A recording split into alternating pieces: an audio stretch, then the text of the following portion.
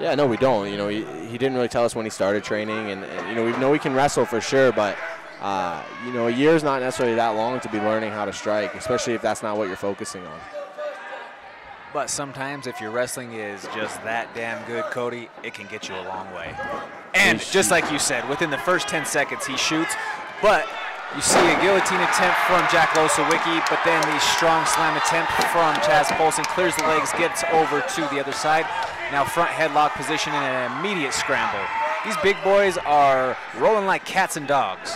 Yeah, and you know, this is Chaz's world, and this is, you know, what he's been doing his whole life, and that's what I say. There's a difference in grappling level. You know, you can think you're a really good grappler, you can be a good grappler, but when you're going against the 1%, that's tough. He's got to mount a triangle. If he goes to step through to it, he's got to mount a triangle here. And you see that. Look, he breaks space. He goes right to a cradle here. He's just smothering him. He's cooking him here. It's a pressure cooker. And that's tough to deal with, and that pays dividends going forward. And you're starting to see Jack Losowicki from the bottom trying to recollect his guard. His head's in danger. He's ducking his head kind of to that deep half. You know, he's in it, but the thing is, you know, like we said, amateurs change the sport, right? He's not at risk for elbows here, you know, and it's tough to throw a punch in this position. But that handcuff, Cody. Yeah, and he's out. You know, he's trying to reverse. I would break off here. This is Polson's world. You know, he can scramble. He can wrestle. This is where he feels comfortable. And if I'm Losowicki, I'm breaking off here. I'm not engaging in this grappling because this is where you end up. You're going against a guy who's been scrambling his whole life, a guy who's been scrambling with the best wrestlers in the country, you know. So you don't want to be in his world. You want to be on the feet, throwing from those slick angles, keeping your distance, you know. And as Polson is on top in half guard, if you're Losowicki on the bottom, what are you trying to do technically to get yourself up here, Cody? Kind of what he's doing, you know, you're going to have to eat some to get up. You just are. You need to get that inside leg to the cage and start using the cage. The cage is your friend. There's no cage in NCAA wrestling, you know. So if he's going to have any advantages in the wrestling, it's going to be with the cage as his ally right here. He's engaging too much in the hand fight. He needs to try to get to his feet.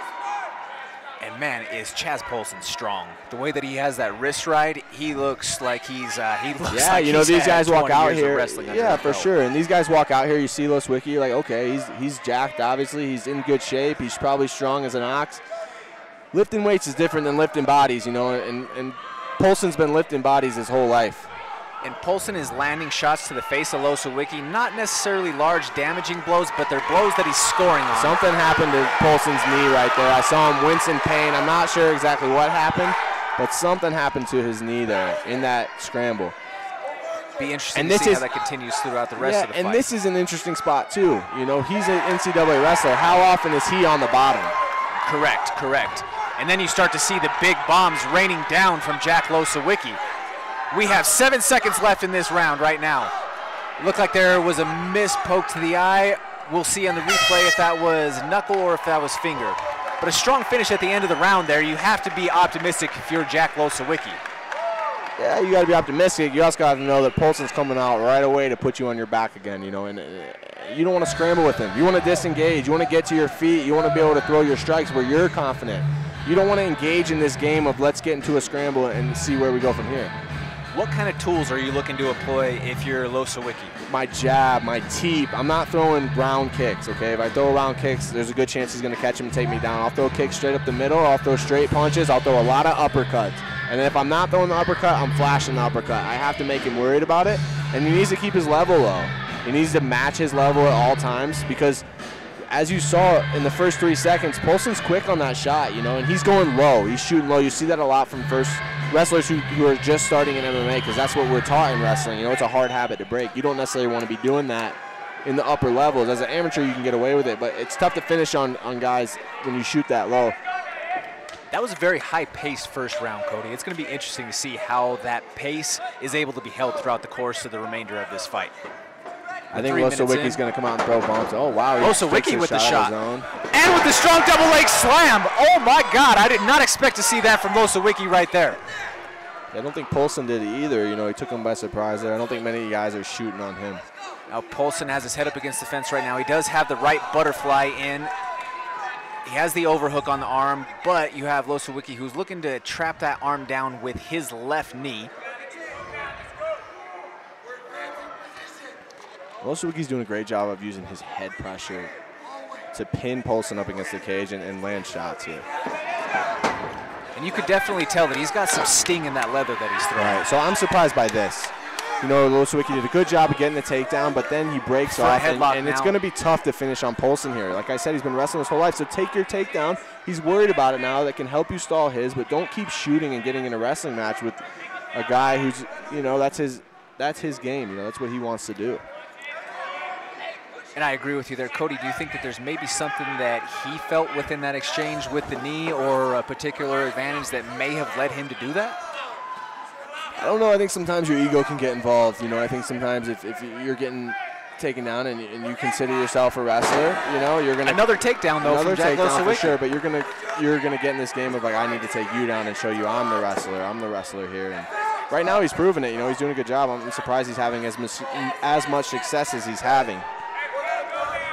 That's where I feel like striking can make a major difference when you're talking just strict wrestling. You know, those eating some shots along the way is a major difference. Yeah, and the cage makes a huge difference as well. You know, he was able to drive into the cage, lock that double leg. In wrestling, you're out of bounds and you go reset. In MMA, now you're on your back eating punches. And then now a strong wrist ride from Jack Losowicki as he's scoring from the top position. A big shot through the arm there. He's just looking to pick and choose those shots, weaving underneath the arm and then coming over the top. There is some right-hand hammer fists available there to him if he's able to free the hand. Now with the left hand, he's going with the mix of shots to both sides of the head now that he got the hand free. Now it looked like there was a glove grab for a second, but tough to tell from the angle here. Sometimes in those moments, though, you don't even realize it, though, right, Cody? If you grab someone's glove or grab a trunk, you're just kind of in survival mode. You're just trying not to get hit in the face. Corner of Chaz Polson telling him that he needs to go right now. He needs to get out of this bad position.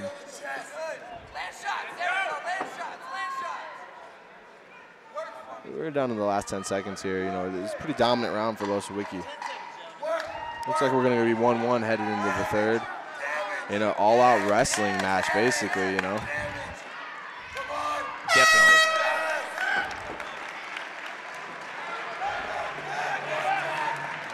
I'm impressed in the grappling that we've seen from Jack Losowicki so far, specifically the wrestling that he's been able to use in the cage. Now, naturally, MMA wrestling is certainly different than your folk, your freestyle, your catch wrestling, all of those individual styles within the grappling arts. But overall, like I say, man, I was not expecting to see him come out and land not one, but two strong takedowns in the second round after the way that Chaz Polson shot for the takedown and seemed to be the strong guy on the top in that first round. Yeah, you know, he was able to, I think, maybe take Polson by surprise. Polson expected him to throw some big, heavy shots, I think, and got tall. And then Losowicki shows off his wrestling chops, goes double legs him all the way through the roof, basically, and then is able to ride him out the whole period. It was pretty much a reversal of what we saw in the first round.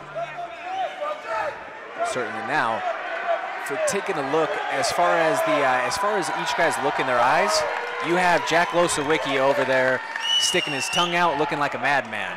And then it's a little bit more of a reserved and timid look from Chaz Polson. He almost looks like he for a second there didn't want to be there almost. Cody, did I read that wrong?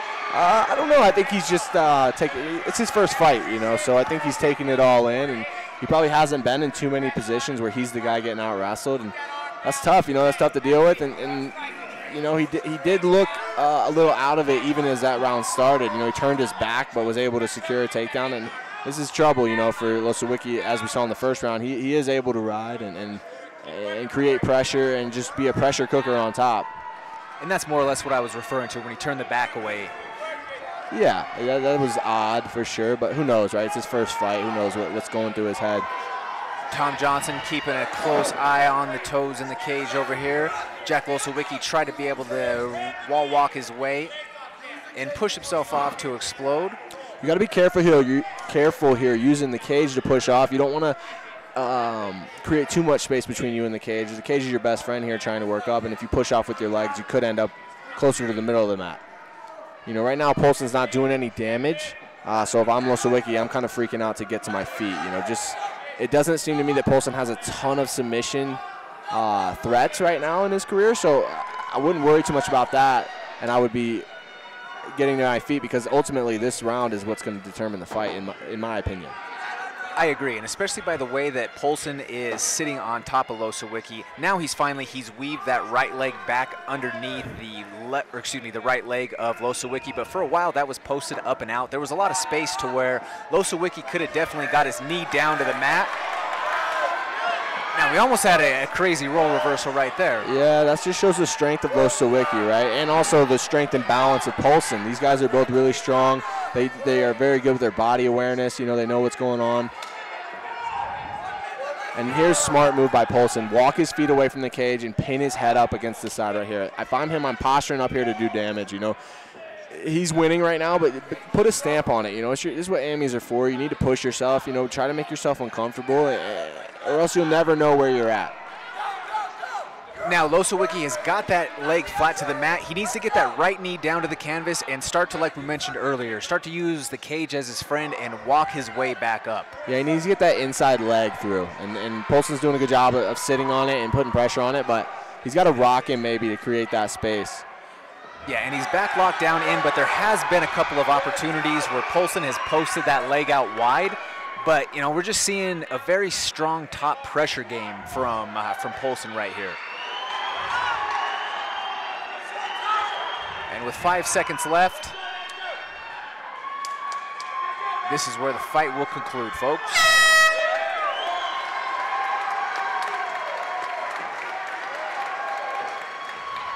Gritty fight between two warriors right there, ladies and gentlemen.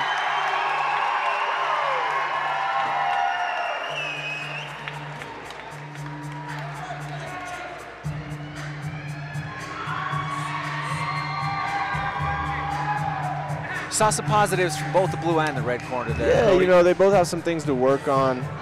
Polson needs to kind of work on being a little more well-rounded, I think. You know, and I get it. It's your amateur debut. You need to win, right? Win first is in your mind always, but the AMIs are for figuring it out, you know, and I don't think he threw one punch on the feet, which is something, obviously, if you're going to be successful in this sport, you're going to have to do. So moving forward, you know, obviously I think there needs to be some time devoted to that striking, but he was able to grit out a tough win against a guy who's had experience and who's tough and, you know, showed off his own wrestling chops and put him in bad positions, and I think he was able to get a win.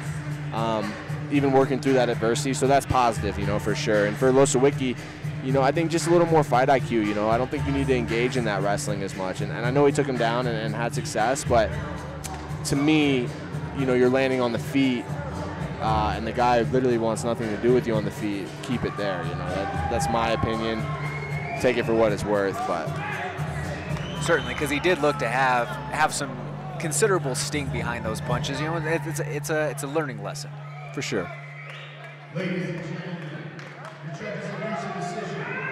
All three judges see the same. 29-28 for your winner by unanimous decision.